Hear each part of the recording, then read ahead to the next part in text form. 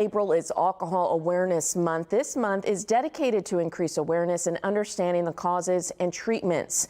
A new study released this month found that women who drink 8 or more alcoholic beverages a week may be at a higher risk for developing heart disease and are at a higher risk for stroke. Joining us this morning is Dr. Gary Seale, Regional Director of the Clinical Services at Houston-based Center for Neuro. Thank you so much for being with us this morning and talking about this very important topic. Let's get right into it. Why are women who drink at a higher risk?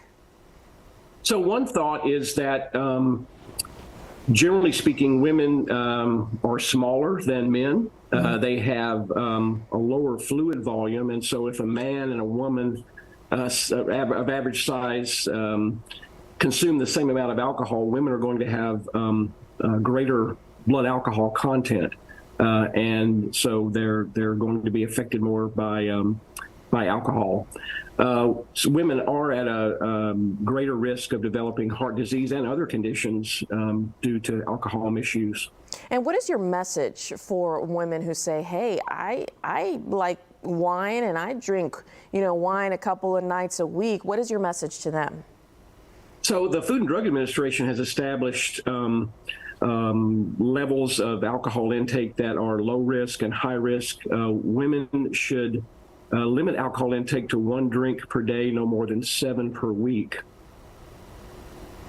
Very, very important information. And more people are actually putting down the bottle for a healthier lifestyle. We've heard a lot of that, since the new year. People say, hey, I'm going to stop drinking completely. I even have family members in my life that say no more alcohol.